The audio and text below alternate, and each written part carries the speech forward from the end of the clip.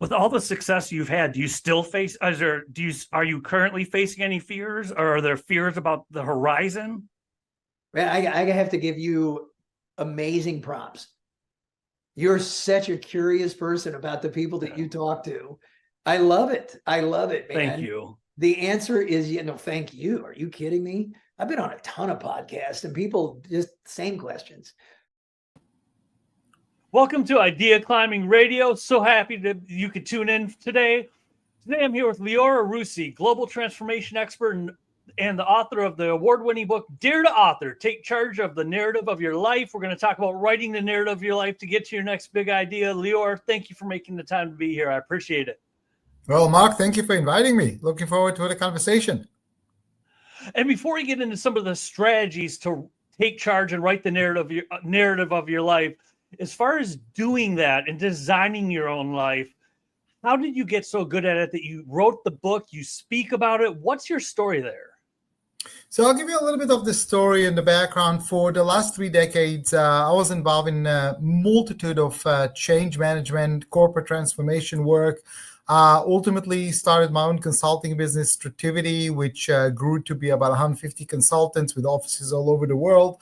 And we were dealing with some of the toughest situations at organizations who were either forced to change because the technology was different, had some corporate crisis that required them to change, on the brink of bankruptcy, or those that wanted to change just to adapt to new opportunities. And we've done over 400 of those transformations with brands like Delta Airlines, Walmart, Mercedes-Benz, MasterCard, and a long list of them. And what we realized is that most of the challenge for organizations to shift to the next chapter of their life is not because they're afraid of the unknown. It's not because they don't know what's going to happen there, or because they're in a comfort zone. The issue was rooted in something much, much deeper than that. And that is when we, as human beings, hear the word change, we equate it with a negative judgment of the past, of whatever we've done. So let's say I was an employee in finance and I was working with my Excel sheets, and now the company is moving towards using SAP or Oracle or whatever it is. I am now hearing that my Excel sheets in the last 20 years that I worked with them were a mistake. And that is too much, Mark, too much to process. I cannot go and write off 20 years of my life because the company decided to do something new. So that was a huge insight that the real struggle is how do I help people write the next chapter of their life without threatening the old chapter of their lives? And the notion was, when change was coming, you know what we do as human beings? We become victims. We default to victimhood. And when we default to victimhood, we try to dismiss it, we try to deny it, but we're not embracing it, and we're not taking the full charge of what it can bring to our life. And my challenge in the book is, guys, no one else is going to do that. It's either we author the next chapter of our life, or it will be authored for us. And if it will be authored for us, I guarantee you're not going to like it. You're going to hate every part of it. It's going to be a grind. You'll get there to the finish line, but you'll be beaten up and wounded. So where do you even start? If you realize I want to author the next chapter of my life, what's the starting point there? So let me tell you, let's take an example, Mark, okay? So let's take COVID, okay? COVID was a huge change for everyone in the world. No one knew what to do. No one had a script. And all the typical authorities like health system, academia, government, nobody knew what to do, right? So we all started like victims. And I got a lot of clients coming to me and they're saying, Lior, we're paralyzed. Like this is crazy. And I said, how are you feeling right now? They said, this is an unprecedented event. And I said, so factually you're correct, but strategically you're in a very bad place, because whenever we say unprecedented, we say we're helpless and we have no tools. Because it's unprecedented, right, Mark? I mean, yeah. And I said to them, you know what, guys, I have good news for you.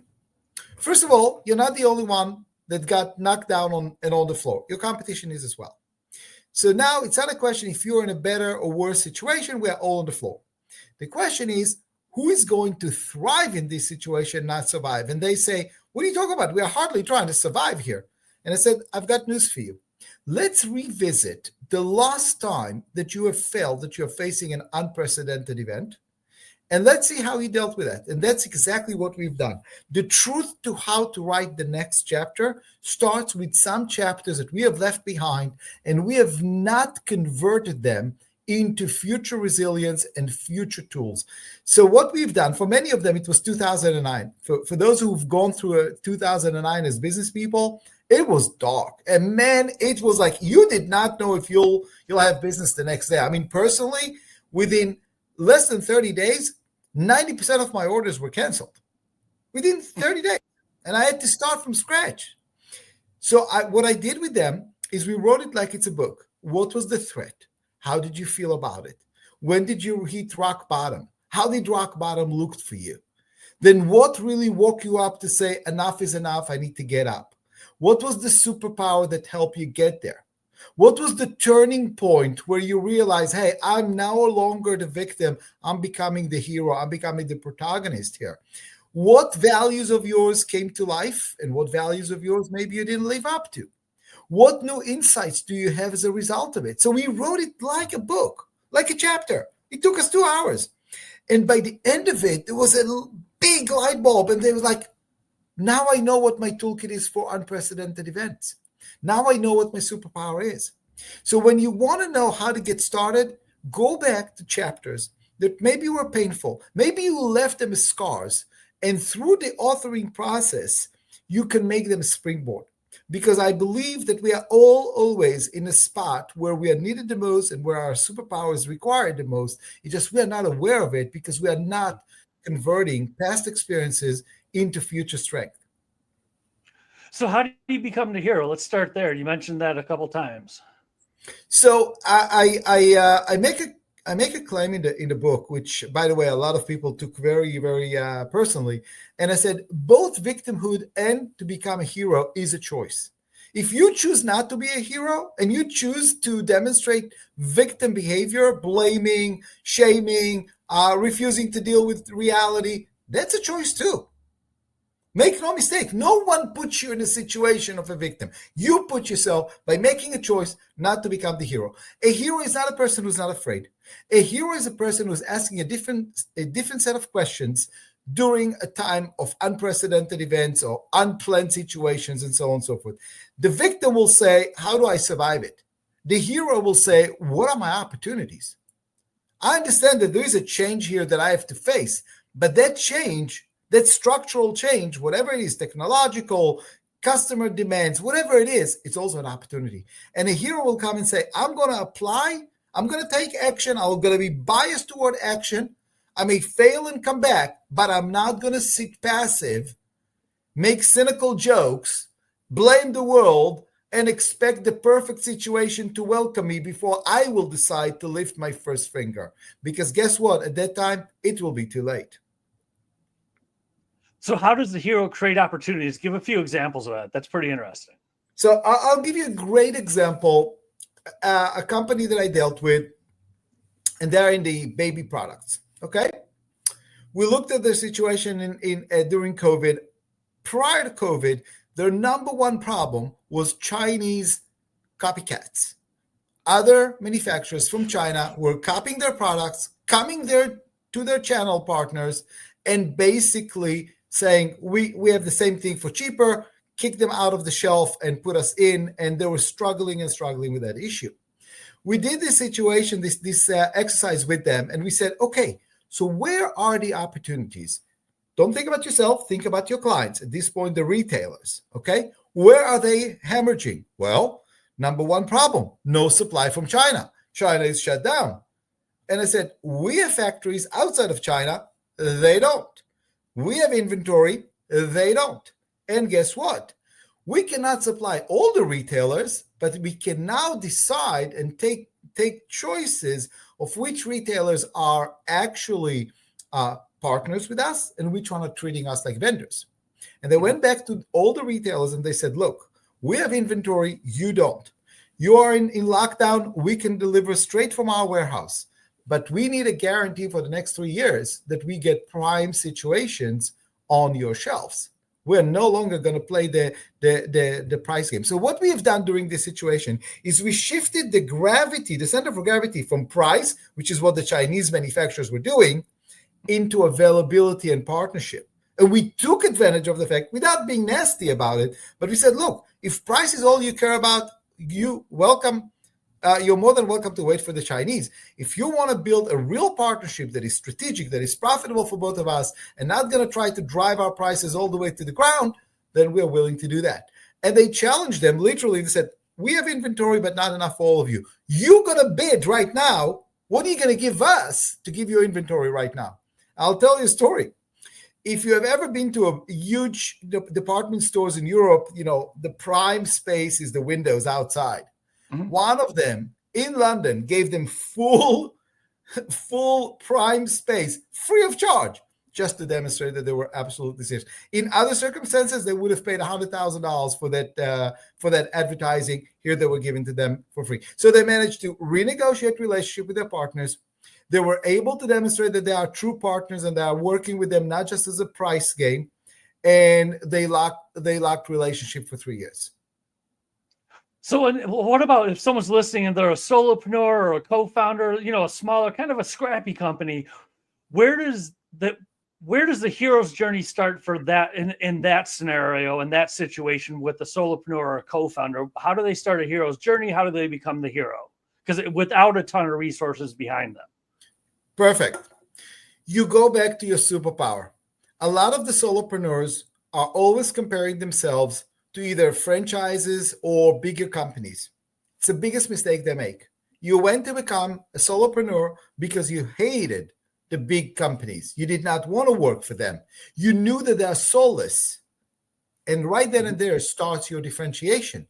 Your differentiation, don't ever try to be like the big guys. They're big, they have their own structural challenges as a result of it. But what is your superpower? First and foremost, you're more passionate about what you do than the people who work there. That's by definition, because you took a risk and you created a business. Now, I remember working with a client that they were a much smaller player in the industry, and they always compared themselves to the big guys, and they always felt inferior to them. They always felt that they're never going to be good enough because they have market share and they don't have market share. And I remember asking them, tell me, when was the last time that any customer asked you about your market share as a form of deciding if to do business with you or not? And they said, no one ever asked that. I said, so why are you so obsessed with size? Why are you so obsessed with size? No one ever asked you, how many employees do you have? How many resources do you have? All they care about is the person in front of me. Can they do the job? Can they do the job well? Can they deliver value? Can they care about me as a customer? That's all that matters. And you know what? That is your superpower, because that other guy who works for the big company has to worry about the latest emails that he got from the CEO about cost cutting, and he's afraid he's going to lose his job, and he's not getting what he wants because they just cut all the expenses, so he cannot do what he... You know how many problems he has? He cannot demonstrate that passion that you can in front of a customer. So the first thing, decide to be who you are and activate your passion, not as a weakness, but as a strength. Okay? And that is the first superpower. You care about what you do more than the corporate guys. So after you embrace your superpower, what comes next?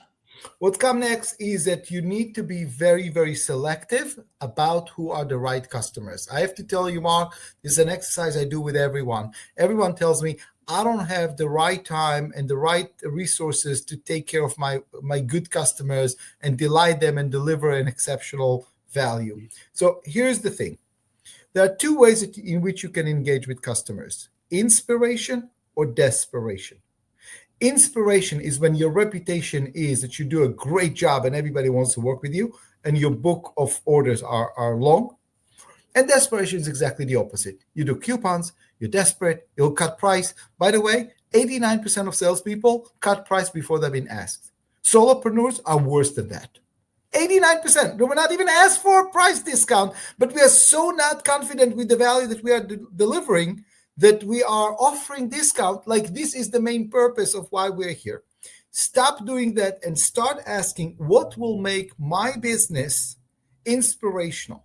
What touches can I add that the other guys will never do, that will make it something that the word will travel, and my reputation will be the one bringing more and more business. I tell solopreneurs all the time, your number one measure for success is referrals. Are you asking for them? Are you getting them? If you're not getting them, you're not inspirational enough.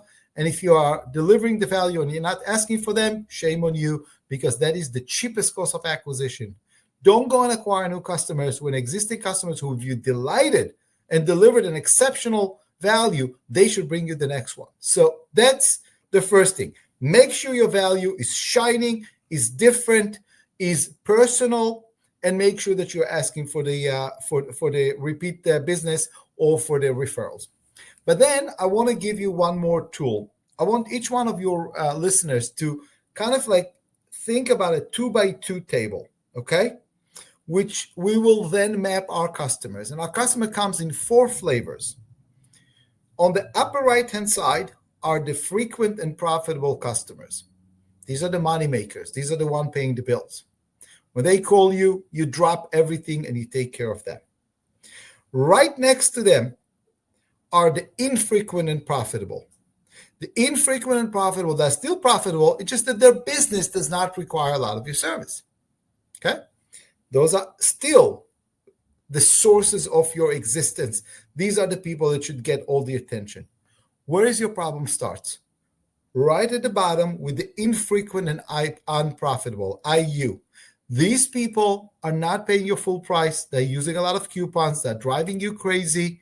And thank God they're not frequent, because if they would have been frequent, you would have been in trouble. But the real trouble is what we call the FUs, the frequent and unprofitable.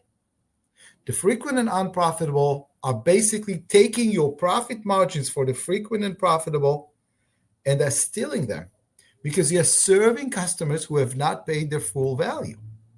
And what happens is when you treat all customers the same, you underserve the frequent and profitable, which you should overserve, and you overserve the FUs, in which you should send to your competition. Because if you want to believe in win-win, send your worst customers to the competition, then you can win twice. You can focus on the profitable customers and give them more value, and you can save yourself the time and the losses.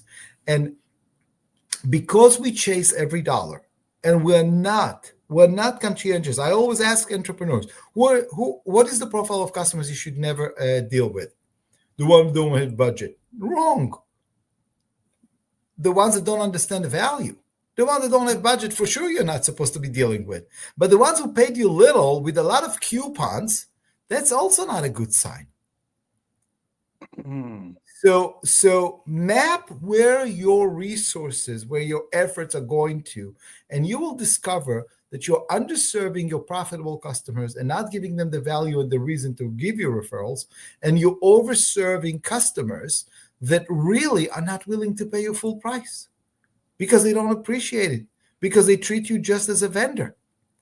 And I tell you, when I share that with entrepreneurs and they start to map those, and I said to them, can you name 5 customers that you like that, FUs, that you have responded to in the last week? They can. They know exactly who they are. Then why are you talking to them?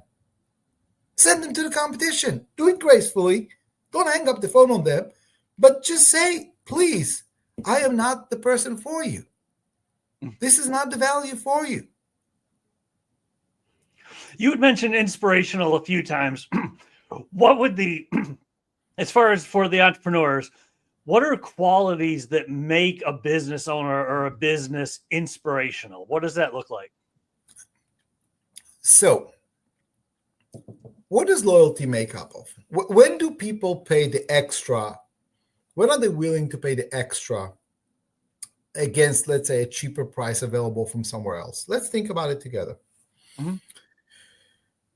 You speak to them in real language, not in jargon. Don't make them feel stupid, as sometimes we see in car dealerships. You respect their time.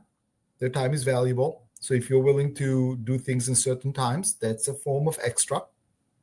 You personalize. You don't treat them like a number. You know their name. You know their children's name. Maybe you know their birthday.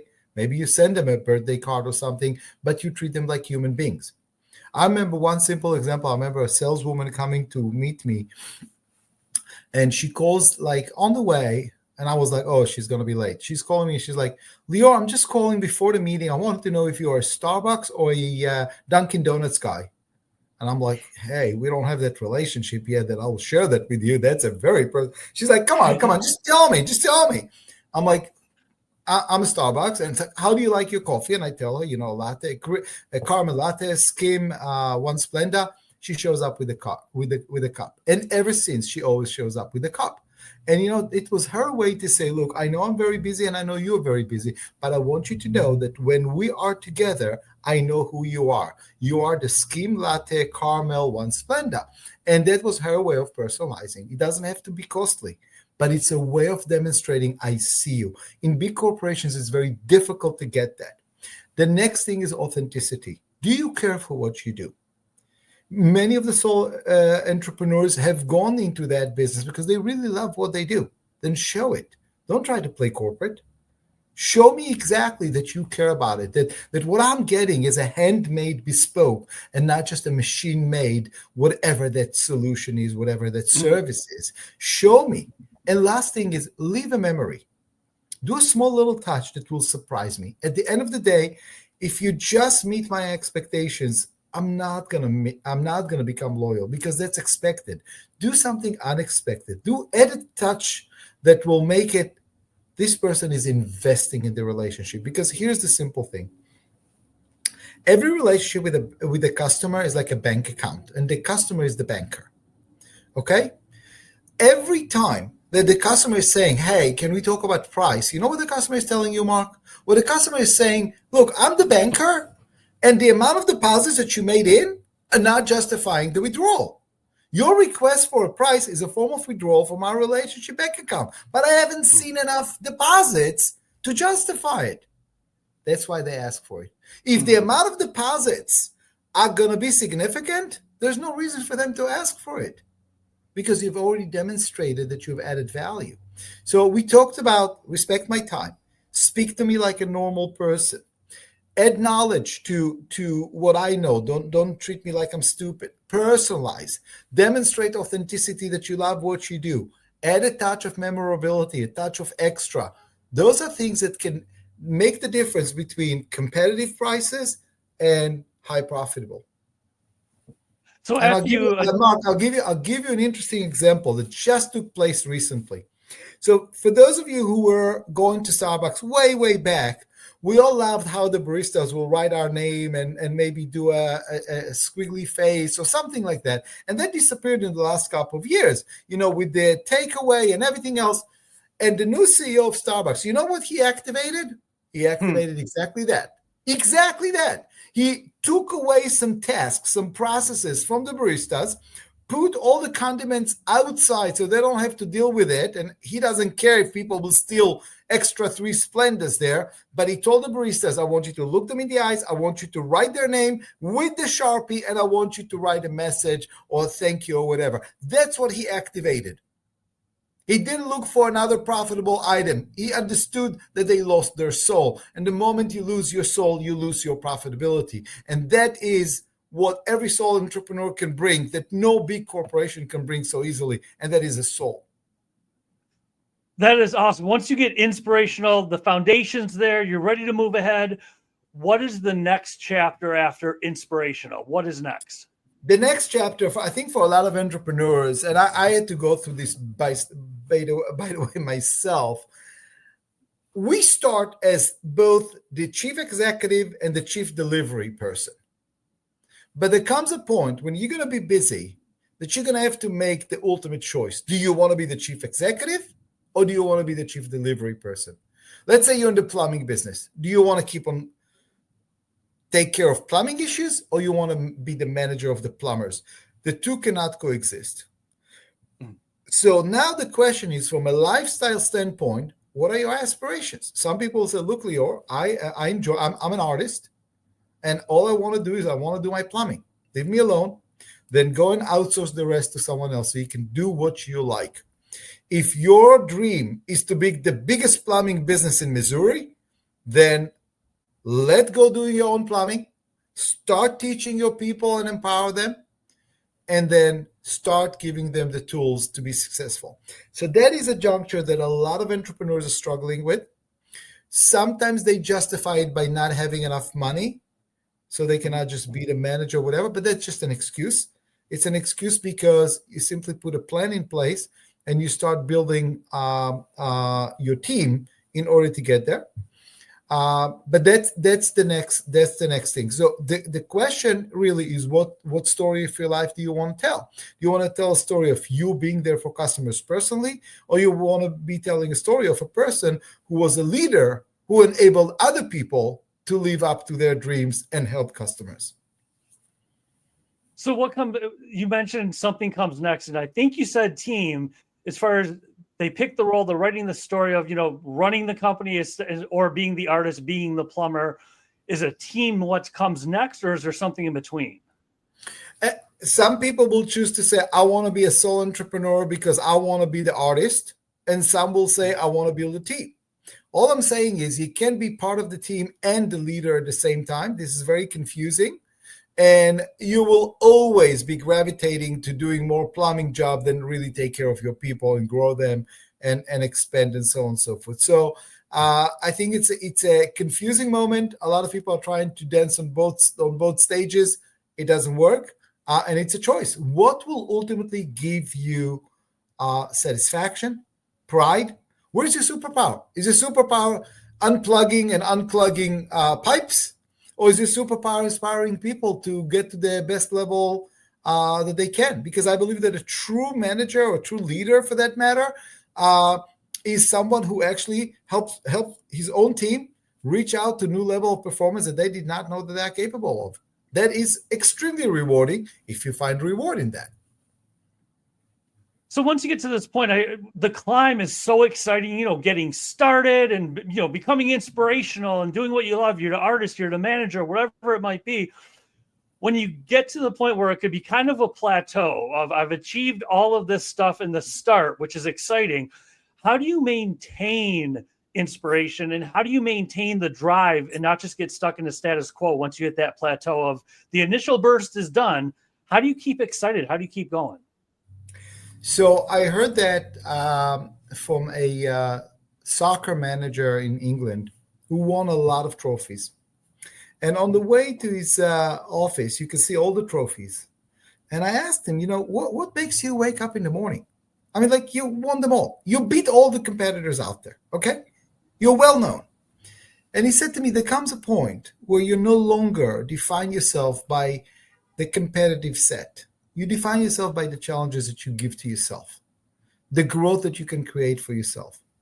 And I will tell you this, in life, if you look at, think about your time like a pie chart, and let's try to divide it to things that Mark planned and came the way and came through the way Mark planned it to be, things that Mark planned but didn't come out the way you wanted, and things that Mark didn't plan but happened to Mark. If you look at those three slivers out of the pie chart, which one is the biggest one? I would imagine it would have to do the things you haven't done yet. So for most people, it's the things you planned but didn't come through the way you wanted, and the things that you didn't plan. Life is full of unexpected situations. So Mark, the truth is that whatever force you believe is controlling this world, we'll be given those opportunities every day. And those opportunities are going to be there. And the question is, when they're going to come, are we ready with our resilience, our ability to embrace change and look for thriving as opposed to surviving, and then make the best out of them and surprise ourselves and the people around us? Or are we going to look at them and default to victimhood and say, no, I enjoyed what happened yesterday, and that's where I want to be? So there's always there an opportunity. I had a conversation with the person, and he said to me, Lior, how do you define the role of luck in life? That was the question. And I said, that's an interesting question. You believe that luck is going to the lottery station, the 7-Eleven, and buying a ticket and waiting for God to give you the winning numbers. He said, yeah, that's my definition of luck. I said, that's not luck, man. Let me tell you something. I said, luck is refining your skills in whatever your superpower is. So when the opportunity will come, you'll see it when others will not. Why did Mark Benioff started Salesforce and other technology executives did not? Why did a certain entrepreneur will see an opportunity in opening a Vietnamese restaurant in his backyard and other people will never dare to do that? You know why? Because by the time they came to that decision, they refined their superpower, they refined their knowledge, they refined their confidence that they could make that decision and others could not. And then they became lucky. Their luck was a work of 20 years of refining your skills, refining your toolbox, and then coming to the opportunity. And you and I will look at the same opportunity, and you, Mark, will say, "That's a great opportunity. I'm going to grab that, and I'm not comfortable with that opportunity. The risk here is too large for me because I don't know the space. I don't know how to do it," and so on and so forth. So in the book, in Dare to Author, I tell a story about a manufacturer of shoes who sent two of his employees to Africa to see if there is an opportunity there. And one of them is calling me and says, "Oh, boss, no, nobody's wearing shoes here. We have no business being in Africa because no one is wearing shoes here." And right when he hangs up, the other guy calls me and says, "Oh, boss, you don't understand. I'm in Africa. Nobody's wearing shoes. We have huge opportunity here. We can sell as many shoes as possible." Going back to that, luck is what we create after we refine our superpower, we discover our mission, we discover our vision, and then we see opportunities that others do not see. Well, you had mentioned, and I love this word, resilience. You're into this, you have the inspiration, you know how to get past the plateau. To be able to see opportunities, much less take advantage of opportunities, could you unpack resilience a little bit more? How do you maintain the mental resilience to, for lack of a better term, keep on keeping on so you can take advantage of opportunities? Because I know resilience is such an important part of being an entrepreneur. So,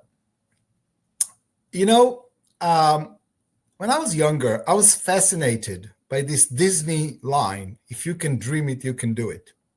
And today, I'll be the first one to call bullshit on this. Sorry for my language. A huge BS on it. And that is because after several decades of dreaming it, I learned that this line is flawed because it's missing the middle section. And the middle section, and every entrepreneur will agree with that, the middle section is, if you can dream it and you're willing to put the efforts for it and you're willing to make the trade-offs, then you have a better chance of doing it. But just leaping from dreaming to doing it, there's no such a thing. So the question is not what you dream. The question is what you're willing to pay for your dream. How much are you willing to put efforts behind it? For me, resilience is the willingness to go through and recognize that failures is part of the game. Failures is part of the game, and it is not a failure if you convert it into future knowledge, future insights, future refinement of what you're going to do and what you're not going to do, and future tools. So when you're young and you don't know how to deal with failure, and we are used to our traditional high school scores, F or A, we assume that F is a detriment sentence. It's a vote of no confidence. In real life, it's all experiences that we need to convert. What we don't do is we don't convert them into future tools, into future insights, and so on and so forth. So resilience is part of that constant conversion. What did I learn from it? Not how do you feel about it, not bring it to closure. It's all about closure. For me, it's about constant conversion of past experiences into future skills, into future tools and beliefs. Winston Churchill said that the definition of success is moving from one failure to the other without losing momentum. So for those who are a little bit more macabre in their thinking, here's another way of doing it. But the truth is, again, we're not here to run a 100-meter sprint. We're here to run a marathon. That's something I had to discover about myself. I always thought that I will not have the stamina for that. Running a business for 18 years, with the amount of pressure, just for illustration purposes, I was doing about 250,000 miles a year on airplanes, okay? Hopping from one from one client to the other. They wanted me, I felt needed, and everything else. I put my heart and soul in helping them with their stress and with their transformation. But heck, it was a price. It was a price to pay. And I had 5 children at home, and I made sure to be every weekend with them and so on and so forth. But if you're not willing to pay the price, you're never going to get the reward. And I always told my employees that the difficulties we are facing is the price we pay for the privilege to do great things. And the bigger the price, the more likely, the greater the thing that we're doing. It's a privilege to be there to help people. But you know what?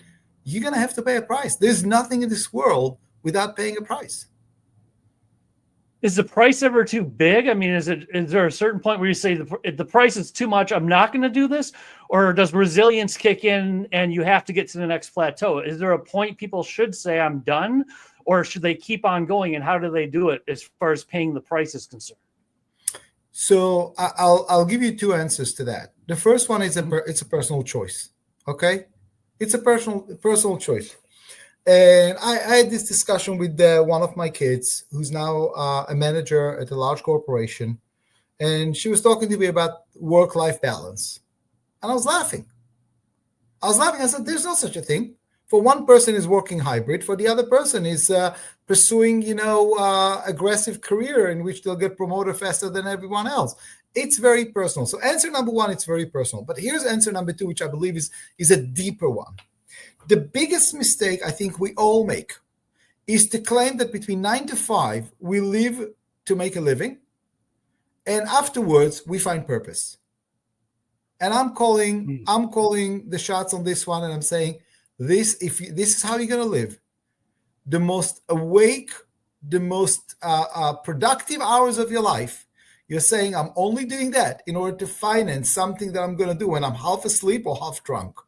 No.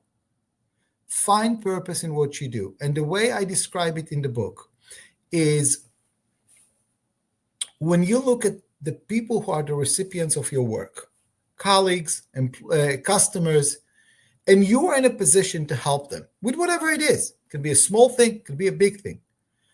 That should be a source of purpose. That should be a source of fulfillment. And when you assign to it a fulfillment because you are activating your superpower, because you focus on the power you do have, not the power you don't have. You don't make excuses, you find solutions. You help people. You can look in their eyes virtually or physically and how you help them out. That is where resilience will be activated. That is when you realize that you are being given a stage in which to perform your superpower and your talent, and you rose up to the better version of yourself. Because each and every one of us have 2 versions, the mediocre average version and the superpower version. And you know what the difference between the 2 of them? Personal choice. Because no one can force you to be creative. No one can force you to smile from your heart.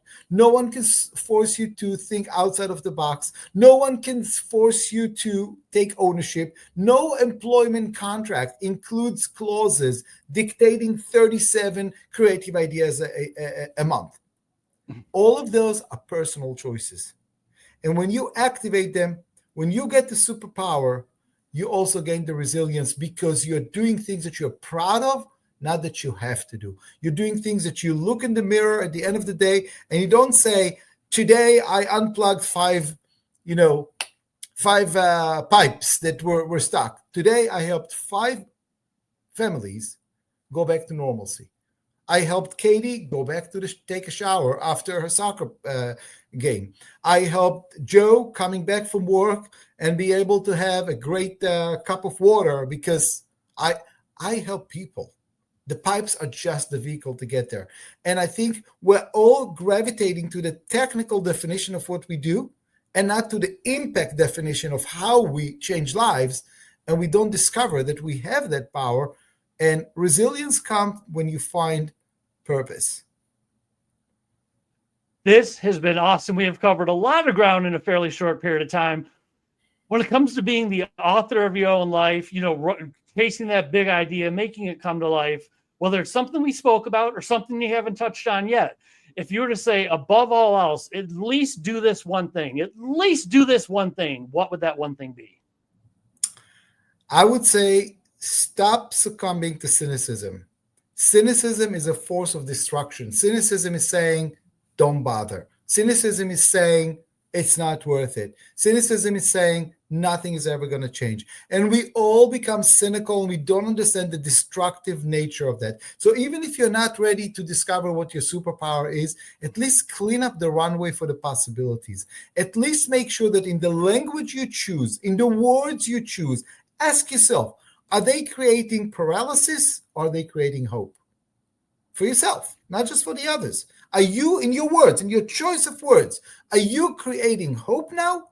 Or are you further engaging in paralysis and institutionalizing helplessness?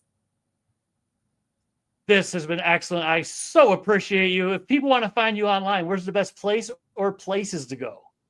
So you can follow me on Instagram, LinkedIn. I'm very active, but LiorArussey.com, just as my name appears here, LiorArussey.com, you'll get tons of articles and videos that you can immerse in the way I'm thinking about things.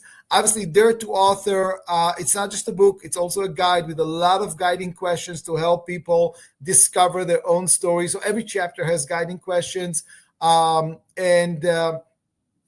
If you love the book and you want to take it more seriously, just drop me a quick note via email and I'll send you a PDF work plan that I designed for those who are very serious in doing that. Will be my gift to you. Hopefully you will then give your gifts to the world and the whole world will be a better place as a result of it. Beautiful way to end. Thanks again, Lior. You're awesome. Thank you very much, Mark, for having me. I enjoyed the conversation. And scene. Thank you for tuning into the Idea Climbing radio show today. I really appreciate it. I hope you got something great out of it that you can take into your own life and use to be better in your own life. If you want more great shows like this, go to 216thenet.com. You want to see more of my interviews, radio show, and podcast? Go to markjcartertv.com. Again, that's markjcartertv.com and 216thenet.com. Hope to see you on one of those platforms or maybe even both.